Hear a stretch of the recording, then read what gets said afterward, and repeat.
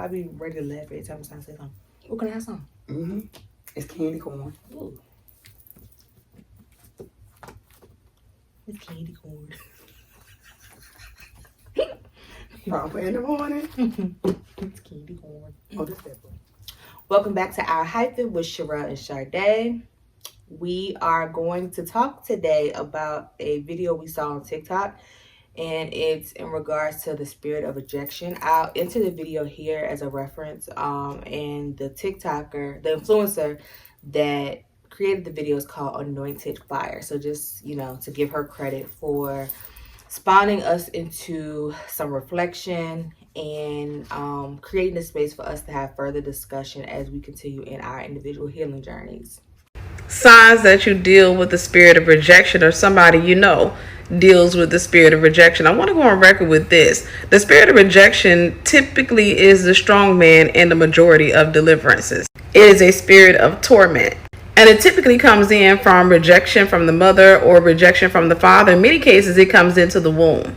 For example, you get the news from your doctor that you're pregnant with a little girl, and you immediately feel disappointment. This opens the door for the spirit of rejection to enter into your womb. Here's the first sign that you deal with the spirit of rejection. You love hard. Believe it or not, the concept of loving hard is not healthy. It's clingy. I don't want to be the bearer of bad news, but love comes in doses. You see, I love you more the more I get to know you. I don't love you more because you played Key Sweat in the background and told me that you couldn't live without me. That'll make me high as a kite off of your words, but that's not actual love. But typically people who say they love her are, one, prophetic. God created you to be sensitive so that you can be sensitive to his spirit, and the enemy will use your sensitivity against you. Two, you're idolatrous. You have a tendency to exalt people over yourself and God. Remember, the Bible says, guard your heart, for out of it pours the issues of life. You don't do that. The passcode to your heart is 000, meaning any thief can get in if he got dimples and teeth, or at minimum, a pulse. Love and trust go hand in hand. I can't love you more than I trust you. This is why God said, if you love me, keep my commandments. Someone who loves hard has trouble letting go. This is because they have a tendency to jump into the future in their heads. In other words, they can see their future with that person, even though they barely know the person. Number two, you're clingy. You fear being left behind. In other words, you will make your partner your whole wide world and shut any and everybody else out. This will cause you to begin to suffocate your partner. And in your mind, you're not doing anything bad. You're showing this person that you're faithful, that you're committed, that you're serious about your relationship to them. But to your partner, it may feel like a prison sentence. And in the beginning, your clinginess can be cute, but over the course of time, it can become annoying because it reflects your distrust. And don't get me wrong, some people don't deserve your trust. Trust is earned. It's not given, it's earned. But why would you pair yourself to somebody you can't trust? Number three, at the end of a relationship or the threat of a relationship ending, you start dealing with suicide ideation. In other words, you'd rather die than be alone. That's not just rejection, that's idolatry.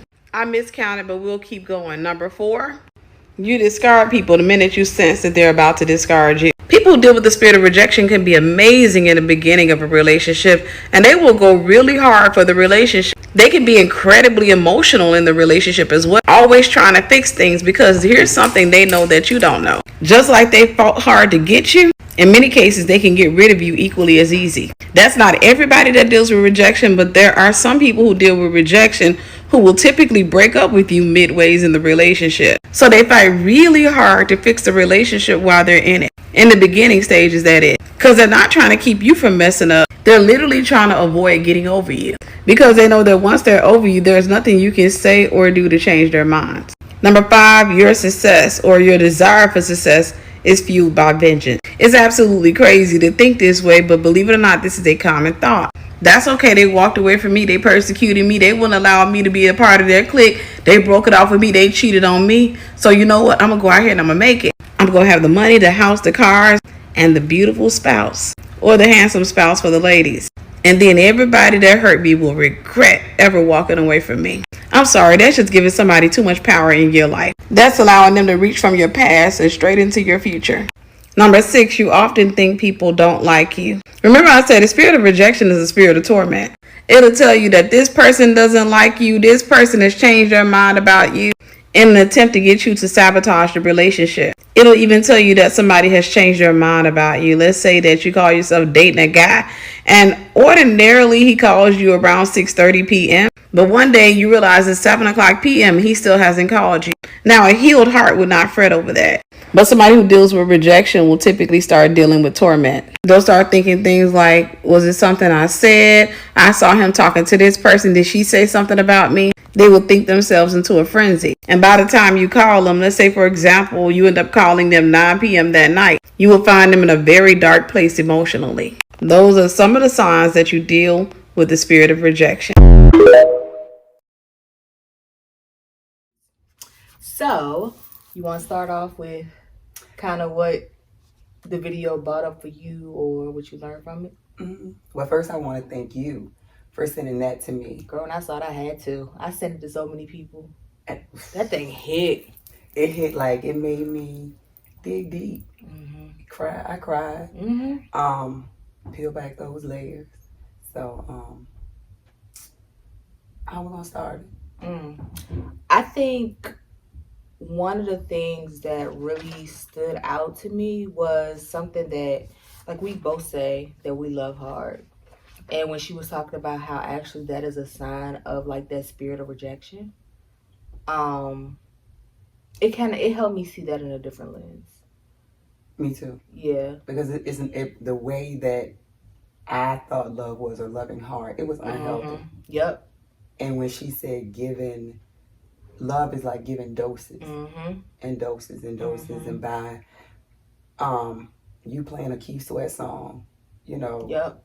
it's totally different from you physically showing that love. And it made me, like, what I did when I watched the video is like I went through my individual relationships or situationships and like kind of identified those markers within those situations, and I could see like where it almost felt like I was love bombed in those situations. So almost as if love was served on this silver platter up front, and that's kind of what reeled me in. Not to say you can't have a connection with someone you know, that happens pretty quickly. But when I looked at just the full, like how things played out in the full or on the full spectrum, I definitely see where receiving love in those doses opposed to like everything being given up front. Because you cannot give something so intimate to somebody that you don't know up front. You know what I mean? And that you don't trust. And that's my thing. You know, I tend to trust first. And I don't know that that's healthy, but I tend to trust first until somebody gives me a reason not to. Because I do believe people are inherently good. Like, I assume everybody, you know, for the most part, are good. So do you trust first or love first? Well, I tell people, like when I let people in, I feel like I already have love for them because I don't, like we say all the time, I don't let people close to me. I only deal with people that I actually like. So, you know, if I'm dealing with somebody, like I love them already as a person, as a friend. Do I love first or trust first? But you was about to say it like, I guess it goes hand in hand, like trust and love. That would be my answer, but like when I really think about it, yeah, I think it does kind of go hand in hand for me. As in the video, what did she say? The spirit of rejection. Just referencing back to it, you can't trust and love don't trust. So it's like trust and love. I mean, what you said? No. What? What am I trying to say? What you're saying with love and trust, it goes hand in hand. Yeah. And not to say like when I say I tend to trust people, I mean it's almost like you give somebody that trust and that love, but then they still have to earn like keys to certain doors within you. If that makes sense. Like I could trust somebody, but you know, still not want that person in my house, or I still compartmentalize people, you know, based on our relationship. But overall, I feel like I trust people first. Okay. Like I trust and love people like head on. Put it that way. What about you? At first, I love before I trust, and Okay. it was like I fell in love because my love language is physical touch. So I am very clingy. So if I have a person that's willing to, like I say, want to watch TV and I can touch them and all that, I automatically love not knowing their character. That's how I was. But now that I went through everything that I went through and learned me, identified me, I trust. I build that trust. Like you said, it's not that I don't love you, because I love you as a person, as a friend, as my spouse. But we have to build that. So I think more so trust for me. And I think, well, I know I've become more upfront with people and like identify what my needs are up front, what my expectations or my boundaries are up front. So then I feel better like when things are like when it's like that give and take. Instead of just accepting, almost like instead of just accepting what the person has to give and like kind of trying to sort through it and say, okay, well, this could be a sign of love or this could be a sign of whatever. Like, I'm really good now at taking things for face value, like not trying to label something as love when it's not an outright expression of it. Like, I'm not playing that no more. Like, sorting through, trying to figure out, oh, well, maybe this is how they express love. Like, if you don't feel like love, it's just not love. So for me, I think that is that's now healthy, a healthy version of me learning what love looks like and accepting or rejecting it based on, what that person is offering. So basically just setting free from that rejection spirit. I hope so. I think you are. I hope so. But I mean, that's the first step. I mean, not the first step, but one of the steps. We've admitted. Yep. We feel that way, and now you can add that in your manual. And it's hard. What I found difficult to sort through was when she talked about not, like, that fear of being alone is a form of rejection, which I can see how that was me in my previous relationship, where it's almost like I was so fearful of being alone that I held on to it longer than, in hindsight, I probably should have. And I know we say everything happened for a reason. You had to go through it. But if I was faced with the same relationship today, I know for a fact, like, it wouldn't be something that I was in as long as I was back then. So in that season of my life, I think that's how the spirit of rejection was showing up. But then it made me wonder or try to analyze whether now my comfortability in being alone, is that also a form of how the spirit of rejection shows up? Because it's almost like I'm willing to leave situations before we get to the point where you have me feeling unwanted or unloved, or, you know what I mean? So I think in certain instances, I don't think I've encountered that up to this point, but I can see how in certain instances, like maybe in a current situation, it's almost like I'm quick to be like, I mean, I'm alright by myself, so if this ain't, you know what I mean? Oh, that scared me. Spirit of rejection. I get what you're saying. I do, but do you feel like personally that you're breaking the spirit of rejection? I never saw it, like I have never, it has never been articulated in the way that she did. So now it's something that, like, you know what I mean? I'm actively having to work through each example that she gave and identify ways in which I may have been operating that not knowing. Because that thing was deep. It was. And I mean, just to shift a little bit, overall for me, this video confirmed. And I mean, that I am healing. You know, because that I'm healing, and also my triggers Yep. are decreasing. I would say I still struggle. Like and this is why now I understand what people say. Like sometimes you have to be in a situation to realize where your triggers still lie.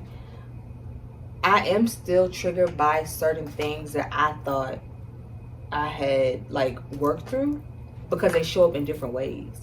So I don't know how to give a outright example, but what I'm feeling or what I'm finding is that, yes, I've done a lot of healing, but it's never ending, because they show, like, it just shows up in different ways. Like what they say, new levels, new devils. Like as you mature and grow and heal, then those triggers just, I mean, they show up almost at a more, like at a level now it can reach you in different ways. Like certain things I know that I was once triggered by, it's like whatever. but then it's like that backdoor entrance, like it's something, or it shows up in a different way, and I'm having to actively work through those triggers in a different form. And I truly believe that's happening because of you learning you, loving you. You know, because the things that used to trigger you, as far as, I'm just giving an example. I ain't trying to call no names. You can give the situation. No, that's the meeting of parents is still a trigger, right? What's something that's not a trigger for you anymore? Well, I can use that. I can now use that example of meeting someone's parents, and then, how can I explain this? Ooh, I get why you say like it's sticky to kind of go into it. Let me talk about me then. Okay. All right. What's something that's not? It used to be a trigger when somebody tell me that they're gonna call me back, or text me, or contact me, and now I'm learning that I'm not the main character in somebody else's story, and the reason is I've learned that is because I've been placed in situations where I've realized that I have not called a person back, emailed the person, text the person, DM the person back, and they could be feeling that way about me. And it's like, I've learned that as long as I know my intentions, the things that were a trigger, you know, they're not. But like you said, as you get elevated, you know, the triggers are going to be different. The devil is going to enter a different way. But that's when you have to lean on the word. That's for me.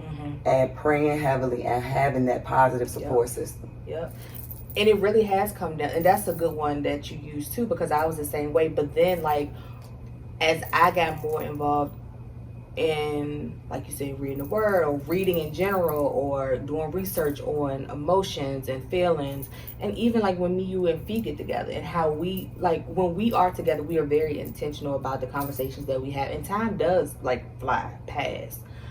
And so it gives that real world experience as to how, like you said, time, you can have all the intention in the world to contact somebody by 8 o'clock, and you look up and it's 8:30, and y'all have just been involved in good conversation, so that time has passed.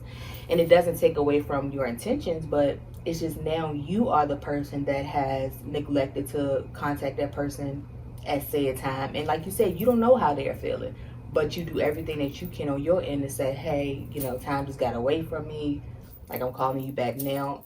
And being put in those situations has helped me as well understand that we're not the main character in people's stories. Can I say this? Sure. Like, and when I don't respond back to a person, you know, I know some people may feel like I may over communicate or too honest, but I'm gonna tell them, look, I apologize. I didn't hit you back sooner. I was busy, you know, and just do that. I don't want you to think, oh, I'm just like, I don't respect the fact that you called me. That's what I'm trying to say. And I can talk about the meeting the parent situation in a way that's not, because my intention when I bring stuff up is never to, like, if the person is watching, is to make them feel bad, or it was all a learning experience.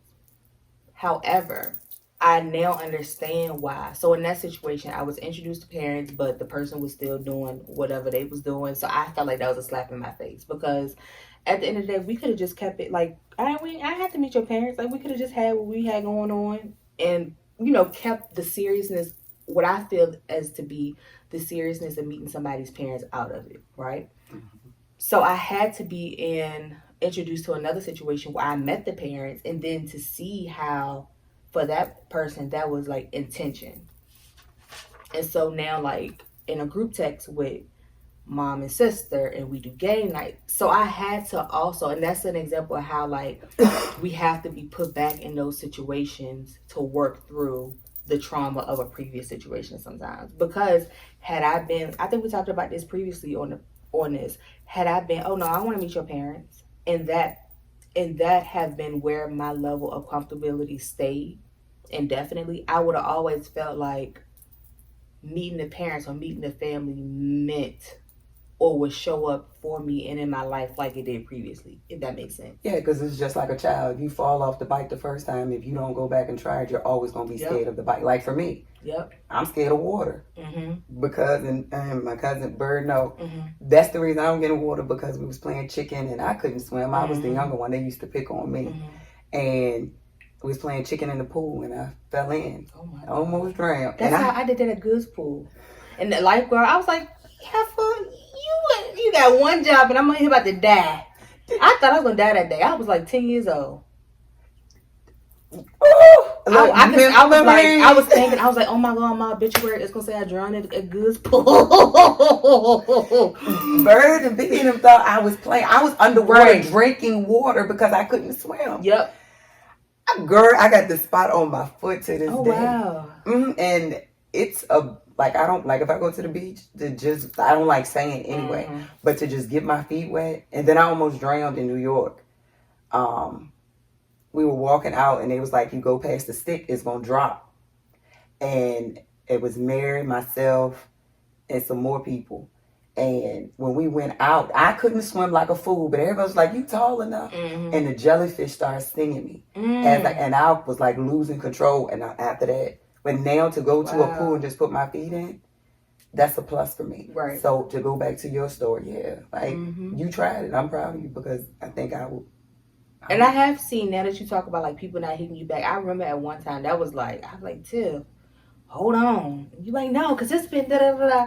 And I think I have felt the same way, but mine was like, I was more subtle with it. Like, I'm just not going to talk to him. But you were like, it was like, but now you just be like, oh well, I ain't got time. And right, because now I am learning me more and what I need, what my focus is on, what my priorities are on, and it's like, and learning that if somebody want to like, you don't have to remind people that for you to be important to them. You know what I mean? Right. People make time. We do it all the time. We up at before work recording this because it's something that's important to us. Right. So we are weeding through the spirit of rejection. It's difficult, but I love it. I love when I come across something that really like sets me up for peeling back more layers. You know what I mean? Because I think so many times in life we just go through life not realizing how things like the spirit of rejection or whatever other spirits, exist. Like we don't realize how they play a part in our day to day. And we might feel those things, but to actually have something tangible that we can say, okay, this is what that is, like labeling something, it helps me. It really helps me stop and be like, hold on, this is what this is. Let me work through it. Yeah, those uncomfortable conversations that you have to have with yourself.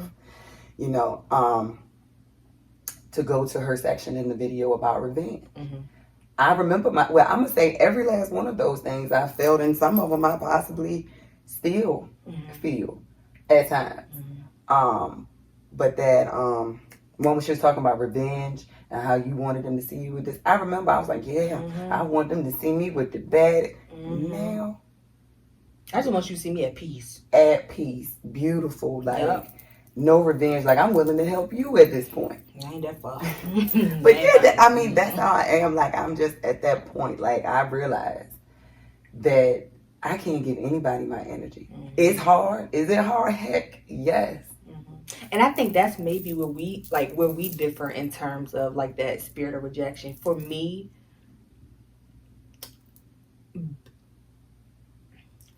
like being completely done with somebody is how I avoid giving more of myself with the intention of trying to be liked or trying to seem as though like you hurt me, but I can still be like this good person to you. Like, so for me, not having that desire to be liked in that way, that's how like I remove myself to say, you got it. Like I don't need to give of myself in that way to still have that spot in your life or to still make you think fondly of me.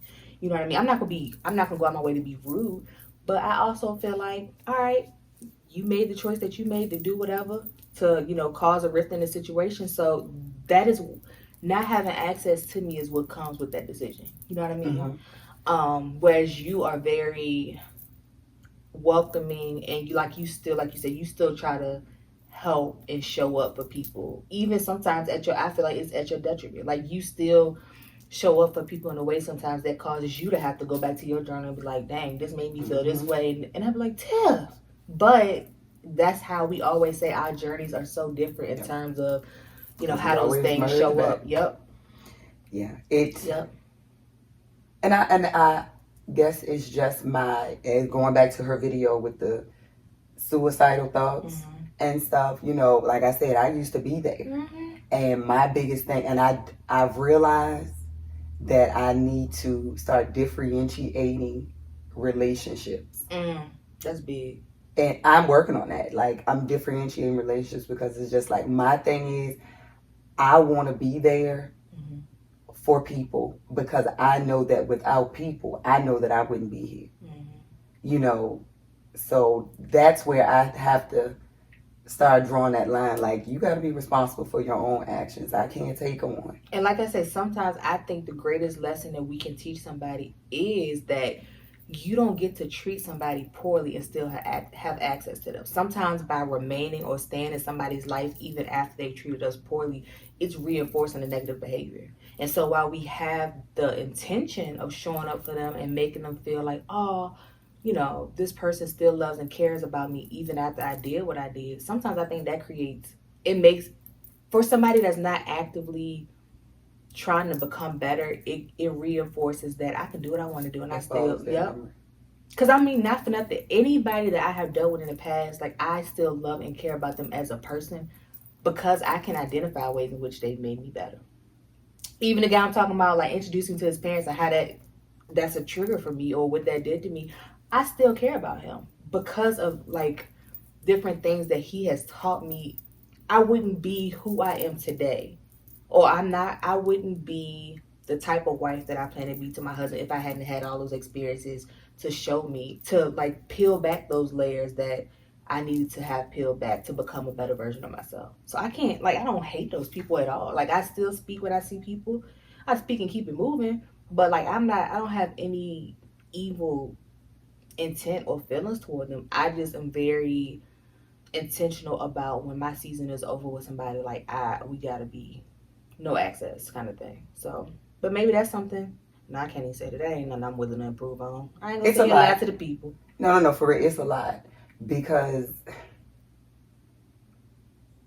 I started to differentiate boundaries and I will say for one person, it's like the boundaries is, and you know who I'm talking about. And it's like, I've tried with you. I've tried. I've wished you well. But now, I'm allowing you. I was waiting for you to say, you play in my face. I was like, you allowed. Yeah. I'm allowing you to play in my face because now you're messing with my livelihood. You're messing with a part of me. So, does it feel good? And it might sound crazy because, like, they've put me through hell and it still is. And I can still smile about it and I can still say if they call me today, I might have to pause for a minute, like, oh Lord, but I would answer that. I wouldn't. I thought I wouldn't. I don't think I would. Okay. No. But even if you do answer the phone, like I always say, like, where we tend to backtrack, that shows us where we still have, dude from down south, like, that back and forth with us, it was so intense. I've been there. Like, I get that. I might not have, what am I trying to say? Can I say this real quick? Yes. I have to back up about what I say. Okay. Because if I don't answer the phone, it will be used against me as of right now. Okay. Oh, okay. So that's another thing that has. Yep. Yes, ma'am. But I think that like I was saying, it shows us the areas in which we still need to be healed. Because, like, how I felt about that guy. And it became a point where, like, I was allowing, even though I understood the situation, like, it had to come to a point where I said, yeah, I understand, we still not doing this no more. Like, I'm good, you good. It was a nice run. Like, I can't allow you to be the on the other end of the tug of war in my life. Like, we're not doing this. And even in getting to the point where I gotta love you and leave you, that did something for me in my growth, in my journey.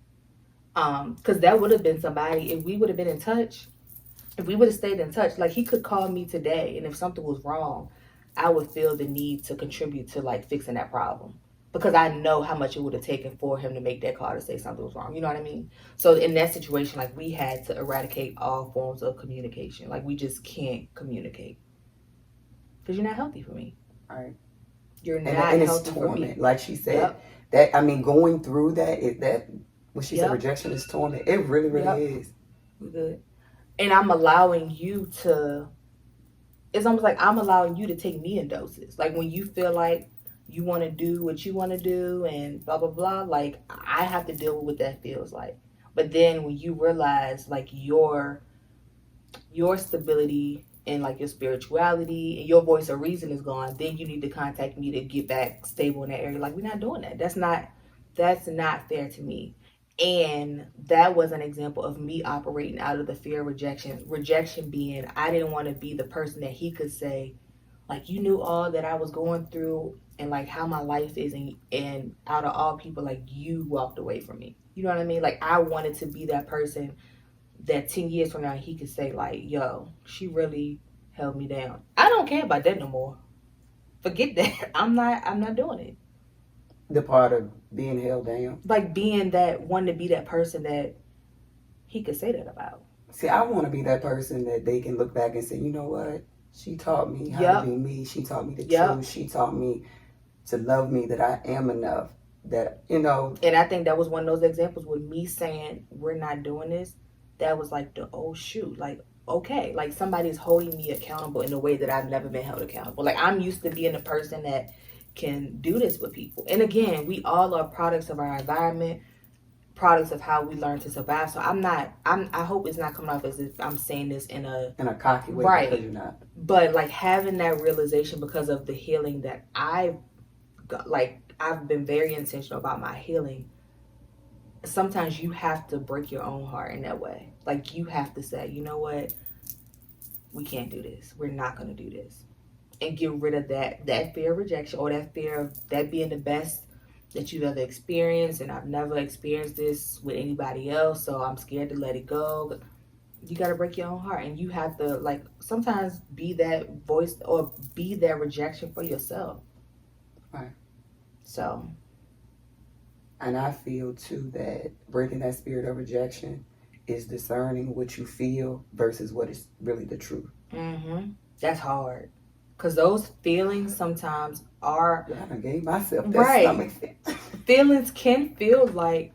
Or I guess feelings are the truth until you prove them. What's that thing we said that time? A fact is only a fact until somebody else proves it wrong. Wrong, right. So going back to the parents thing. And I remember I talked to like some of my guy friends after it happened. And they was like, no, like a man introducing you to their parents don't necessarily mean da-da-da. So I was like, dang, I'm really off course. Like I thought that meant something. But then that's why I learned too, when we talked about this, I have to now be mindful of where I get my viewpoint on men from. Because I shouldn't be going to other men that's doing the same stuff, asking for that advice. Because they're going to give me the advice, even though they mean well and they're keeping it a stack with me as a friend or a cousin, you know, because they want me to be up on game. I'm still getting bad advice. I'm still getting advice in the direction of the type of man that I don't want. That's some real stuff. So who we going to get advice from? A man that's living honestly, that answers the God. And I remember I didn't want that. I didn't want a man that was like, I still want a man that's spiritual. But I remember at one time, like, I wanted a man that was like a self-thinker. Meaning, he didn't necessarily answer the guy. He just did his own thing. But I see the danger in that now. Because then you don't have anybody that you answer to on a spiritual level. So you just out here doing whatever feels good to you. Yup. So that's big to me now. Somebody that got that foundation, like that spirituality. Because you held accountable in a different way.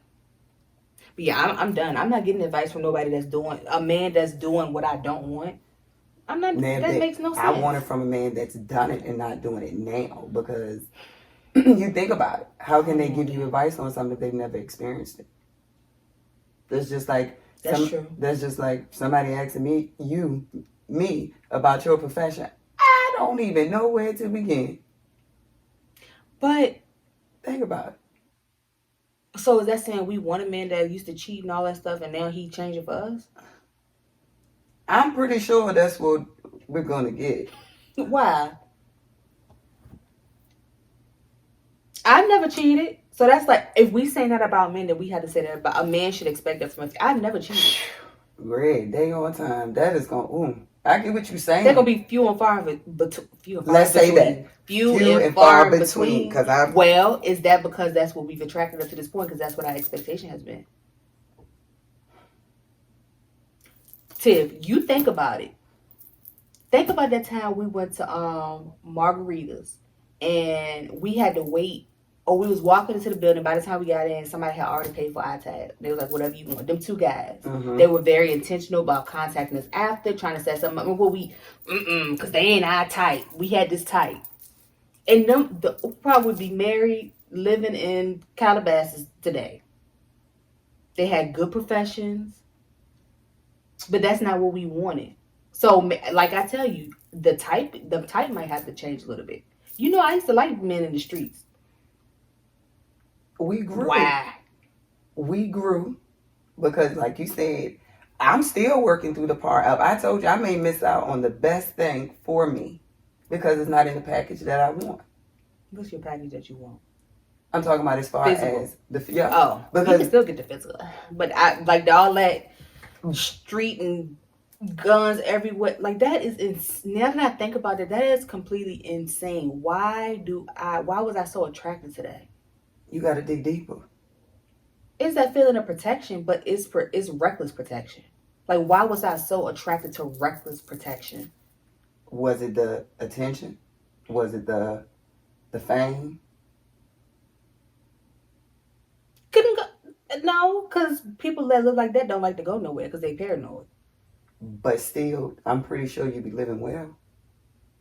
I mean, just thinking, like, she's like, just thinking into your future with them, like, this is what I could have. What was your thoughts then? It was that bad boy. Cause my dad is like he's a very nice person, but I know if I call him and somebody then did something to me, like it's on, no questions asked. And so, I guess I was attracted to a more intensified version of that. Like, but now it's like, yeah, because so much comes with that. Like somebody that got to lie and steal and cheat and in the streets. What make me think they're not gonna lie to me? That's how that's how they are trained to like maneuver through life. I'm not gonna be the outlier. They gonna lie to me too, because if you think about it, they have even more to lose when it comes to me, because they know that I know I'm privy to their lifestyle. I know what's going on, so they have to keep me somewhat away or separated from it, because I could ruin the whole like. If they ever did something to... What if their mindset was the opposite? What? You'll join forces. I ain't doing join no forces. I think that's a lot of, not a lot of time, but that's what happens. Join forces in what way? Like I'm gonna be doing what they do. Mm-hmm. Oh no. Mm-hmm. And that's how you're gonna be my ride, or that manipulation. It goes from, as long as I get that foot in the door, I get that knee in the door. Yeah, babe. Start seeing that they can trust you. I mean, this is just my. Well, no, I've had somebody tell me they couldn't manipulate. But then they couldn't manipulate me, so that's what made it difficult. Right. And buying you things. If I can get you the latest clothes, the latest shoes, I know you're gonna rock with me. Then the next thing you know, okay, shorty rocking with me. Then the next thing you know, you like the fashion, you like the fame. And that's how they get you. And that's how they suck you in like a vacuum, a tornado every single time. Especially because you know with money comes attention. Comes a little power. Comes a little pride. Comes a little big-headedness. So that's true. They're very manipulative. But wait. I gotta hold myself. But then does that make me manipulative? If I can unmanipulate, or if I can manipulate the manipulative. Because that I used to get off. Yeah. Like I used to sit there like, listen to everything said. Like this mother.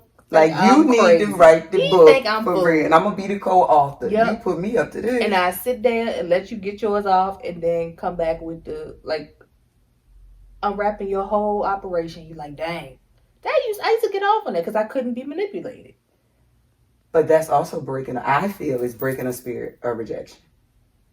Like just not accepting what they like. Oh, like I know the truth, but I'm not gonna say nothing. No. Like I think you're breaking the spirit of rejection is when basically you're being a manipulator, or you letting them know like, yeah. I'm up on. That's what I'm saying, because I feel like at one time in my life I would have been like, I wouldn't have wanted to ruffle feathers, so I would have just been like, I know the truth, but I'm not gonna say nothing. Oh, okay. Now, let me talk to you. Let me holler at you real quick. I'm even talking your language, right? This is why you. This is why you not gonna play in my face. But I don't even want to have to do that. Like that is exhausting. That was exhausting. Right. Like to always got to be on your toes so you don't miss something. But I'm gonna say I appreciate that. I appreciate being able to go through that stage. I do too. Because it's like, okay, it shows versatility too. I do too. Mm-hmm. I really do. And that's why I said, like, I don't hate anybody or have a dislike for anybody that I've dealt with. I didn't like some of their ways maybe, but I needed that. Because it helped me get tired of that. Mm-hmm. And like change my taste for certain things. It doesn't even appeal to me no more. No. It's like, okay, you finished, you're done. Right. But again, for me, this video was touching. It made me dig deeper. It made me understand that but spirit of rejection came from my childhood. Absolutely. As far as the generational curses. Mm-hmm. And not saying or anything, that I had a bad childhood, because I didn't. It was just the point of I tried to use. And I'm going to say try to use because now I've learned to work through them. My generational curses as far as, what was I writing about? Basically learning to be selfish. I was taught to be selfish. Mm-hmm. I mean, and not in a bad way, but, being an only child. Then listening to what people used to tell me growing up. When I was younger about, my dad, because I wasn't in the household with my dad. I was raised by my grandparents. And then as I've gotten older, I understand. I've just made that discernment between what's a lie and what's the truth. And I tried at one point, I'm not going to lie, to even use that excuse of feeling rejected because my dad wasn't in the household. But I do have to say this, that, and I'm sure my dad doesn't mind me saying this, because everything that we went through, it was God's plan. And now I can say, growing up, me and my dad didn't get close until I was in college. And we got close over racing. That's how we really formed our relationship. So I don't want people to think that you can't have a good relationship, with your father because they wasn't there for you. They wasn't in the household with you when they were younger. Because now, I'm my dad's #1 fan. I can basically talk to him about anything. I will say it's uncomfortable talking to him about financing because I don't think I'll ever be able to live up to my dad's expectations of financing, but of finances. But just learning the truth, and I say how I'm breaking my spirit of rejection with my childhood trauma is learning the truth about it. Communication.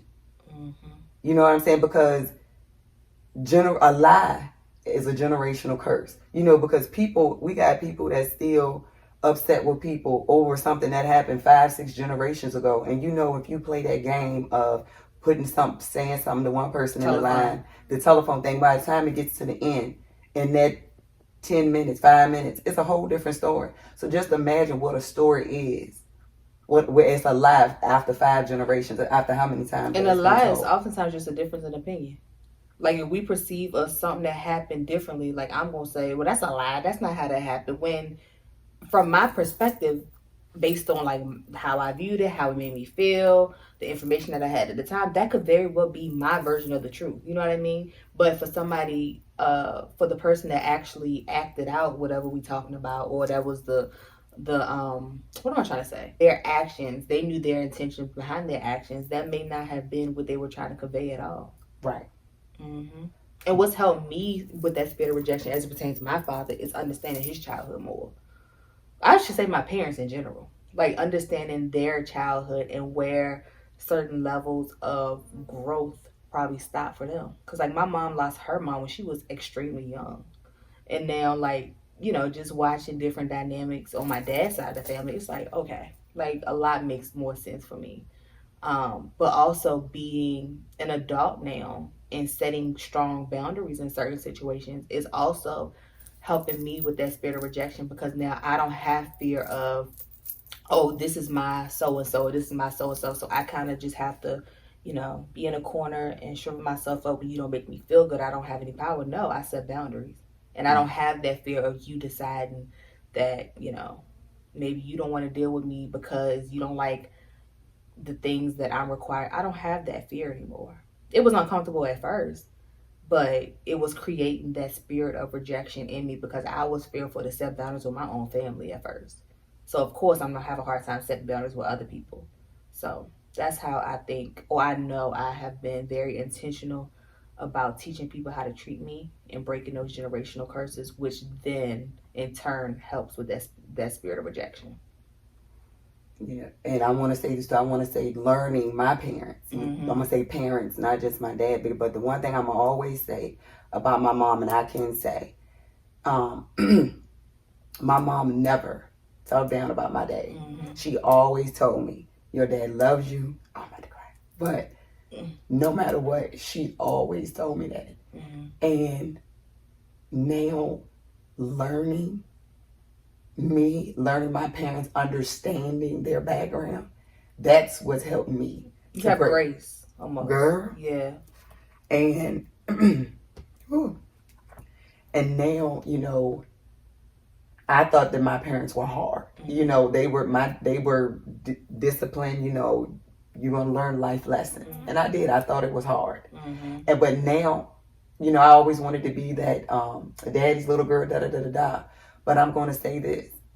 I'm glad that I wasn't daddy's spoiled brat. Mm-hmm. Because if something was to happen to my parents today or tomorrow, they know that they've raised an independent mm-hmm. woman. Right. And I think that that's what is learning my purpose and knowing that I got me. Mm-hmm. And that's what I want my parents to understand. Mm-hmm. And breaking those spirits, that spirit of rejection, that's what I learned. That as long as I know God, I put him first, know my intentions, continue to be. And when I say independent, I don't want to think, oh, I got to have control or anything like that, but I can take care of myself. I don't want to have to be in a relationship mm-hmm. to depend on someone to do for me. Right. I want to be able to compliment them. So I have to say, you know, I'm thankful for my parents. I'm thankful for our journey. This is our journey. And I want to let them know I'm not trying to put you out in any way, you know, put you on blast in any These way. are important conversations to have because so many people have those experiences, but we've been taught you don't talk about it. What happens and how we got to talk about stuff to heal from it. And I'm gonna tell you something. I see like my dad and when my parents, JJ can do whatever it is he wants mm-hmm. to do, and I love seeing that softer side of my dad, mm-hmm. you know, but I tell JJ, I said, JJ, Dad didn't put you out right. But I said, you got it made, you know, so we all have a journey. Yeah. And it's not going to look like you wanted to look or I wanted to look. It's going to look how God wanted to look. Mm-hmm. And I mean, that's how I have grown. We just got to learn to see the beauty in all of it and know that it's in place to make us better, to mm-hmm. stretch us and to grow us. Like we thought, when we graduated high school and college, we was done with school, but no, school is every day. You got an assignment every single day. And another thing, when you say every single day, I'm learning every single day is that I had a feeling, or I was thinking to myself, I said, Jay probably feels rejected by me because, I try to teach him life lessons early. Like we had a situation the weekend where I told Jay that he couldn't go on the road with the bike. Ma told him that he could. So he probably, he's probably feeling rejected by me. But he can do it with Nina. But once I explained to Ma, think about it. Just even though it's a short distance, with him on that motorized bike, if he falls, first of all, he didn't have the proper equipment on. He ain't learned yet. He just puts, my Lord. That was another thing. And, Mom, boy. Yeah, but I'm just like, it's a different perception for me because I seen him the first time flip head over when I thought he was dead. I truly did. I thought he was dead. And when I seen him, all of his skin was going to be off his face. So when I seen him on the road and then he swerving, got slides on. So then when I explained it to Mom, she was like, okay, I understand. But then when I explained it to Jay, Nina said I can do it. So I explained it to him and he feels like I'm being harsh or rough. But then, Mom. That's what he'll say. And I'm like, Jay, listen to me. I'm trying to give you life lessons. That road don't play. Tar don't discriminate. So if you was to fall off that bike, scratch your leg up, or take it off, break your leg, that bike fall, car come and roll over top you and kill you. What can we do? That's a hard one, though. Because then we talk about, like we was talking about with the situation, like sometimes we have to redo situations, so to say. I don't know. But no, I didn't want him in the road. He was in the tar road. All this yard around here. True. All this yard. Why I gotta be on the tar? True. And we in a curve. You get what I'm saying? Like, I look at it because I see perception is everything, but I seen him flip over. First of all, and then going out in that road with no protective shoes on. If he broke his leg playing football, would you let him go back out and play football? This is a back road to Sade. Yes, I would let him go back to play football. What's the difference? Me being selfish. You just hit me in the throat. Because me being selfish by not wanting him to hurt himself. To be prepared for football. Yep. Me being selfish. Because you think about all the things that he's a very well-rounded boy. It feels crazy calling him a boy because he's like a grown man. That boy work on cars. That boy mow the lawn. Like, he does so many things where so much could go wrong. But is that one thing for you is like, I'm going to give you another prime example. What? Oh, what time is that? Like, we gotta go to work. 8 o'clock. Ooh. I gotta wrap it up. One more time. Well, I mean, one last thing. One last thing. He was frying chicken. And I know he was saying, morning, tell you everything. Frying chicken. And he was, don't get me wrong, doing it like he see daddy do it. Lightning. But he was sitting down in front of the fryer cooking. I said, Jay, if that grease pop out there, and pop went to the grease, it's going to set you on fire. You can't scoot the chair back. You're going to burn up. All right, man, look at that. I know you see daddy do it. I know. But Jay, you're not experienced. So I look at it in safety reasons. Because accidents happen and Jay is very clumsy. How you get experience? You want to burn up? You get experience by doing the thing that you need to experience. I hear you.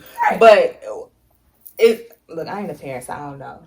But my hope is that, well, no, I don't know. Because I'm like that with my sister sometimes. And my biggest thing with the bike is a car come. That bike is motorized. So really, can you hear it? Can you hear if the car coming behind you? If they cutting grass across the street? What could go wrong with JJ working on a race car? You right. Blow up, something. Fall on them, anything. Yeah, you right. And this is a back road. We could sit on the porch and we could sit on the porch 5 hours, maybe 2 or 3 cars and go down this road. And most of them driving slow because they're being nosy. And still can't see anything. Right. Because when you sitting on that porch, you can't see nobody sitting on the porch. That's why they going real slow. Drive slow, homie. But I get what you're saying. But I get what you're saying too, though. But I get what you're saying. It basically me being selfish, so you know. Because I don't want him to hurt himself for sport, like whatever sport he choose.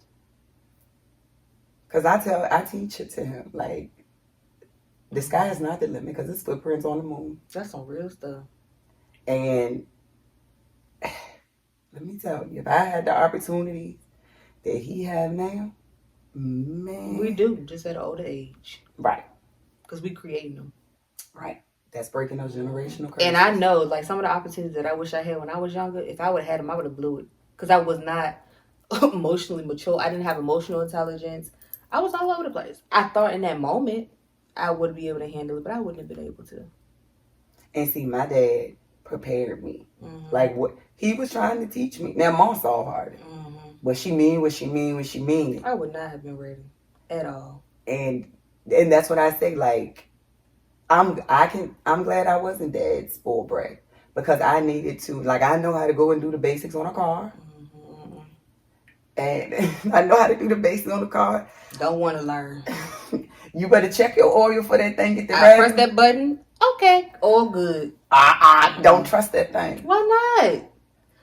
You put your money in the bank and you log onto your bank That's app true. and see how much money in your bank account. Well, I don't have a newer model cars like you. And when I had the Nissan, I didn't do it. That was one thing my dad taught me. That was a man's job. And see, by me being a single parent, I'm able to teach JJ I'm teaching him that it's really not a gender specific role. For me it is. I stand by that. I'm not working on no car. I'm not checking. Nope. I don't want to work on it, but I want to be able to do the basics. That's good. I love that for you. And I'm not doing it. And like when we go to the racetrack, now, I'm not gonna lie to you. I find that so sexy. A woman with her. It look good when you're up there lining that car. And I want Daddy asked for the what is it? The 316s or the socket wrench. And I know how to hook the battery up to the charger up to the car. Like I find that. Oh my God! Like I want my husband to be like, that's my baby. You know, what if he be like, you look like a man out here. Sit down. What you gonna do? You know how I was, man, working on the truck. I'm up there. Jeez, I don't want you to be able to do the same thing. Thank you. I'll be in the house. See when you get done. Well, I want you to be able to lift the same side and I'm lifted. See, that's that tomboyish energy from my daddy. I thought he said, Trees, go in the house. I got this. Now I'm gonna have gloves on to be cute because I ain't gonna get my nails and stuff dirty. No. Side by side working on the dump truck. Go in the house. Like mom going in there with daddy. They like I love that for them. Daddy car is like him and mom when they're. I was gonna sit out there. You know I end up dating the coaches and stuff, so I help you clean the footballs up. Wash the equipment, wash the uniforms and stuff. Yeah. Working on the car. So I thank my parents for that. Like. I think this gonna have to be a part 2 because I feel like we're a little rushed. In the back of my mind, I'm like, I need to go to work, even though ain't nobody clocking me. I'm like, I need to go to work. We going? I got something to do today. I'm meeting at 12. Other than that, so yeah. But I'm proud of us. We got up and got it done. Mm-hmm. This might be a part 2. I like me too. Doing it early. I feel motivated. I don't have nothing of the day on my mind. Mm-hmm. I do. I love it. But yes, I challenge you all, get a piece of paper, get a journal, and watch the video that we put in the beginning of this video about the spirit of rejection and take some notes. Identify some ways in which the spirit of rejection may be showing up in your life. Do it without judgment, meaning, don't be hard on yourself if you realize how maybe you've been doing things or allowing things that speak to that spirit of rejection, but use it as a tool to learn and grow from. Got any last? Yes. Give yourself grace. Mm-hmm. Forgive yourself. And discern the truth and a lie. But discern between the truth and a lie. Mm-hmm. I agree. So we appreciate you all for tuning in, and we'll see y'all in our next video. Toodaloo. How does this fit in your hyphen? Ooh. All right. Lego.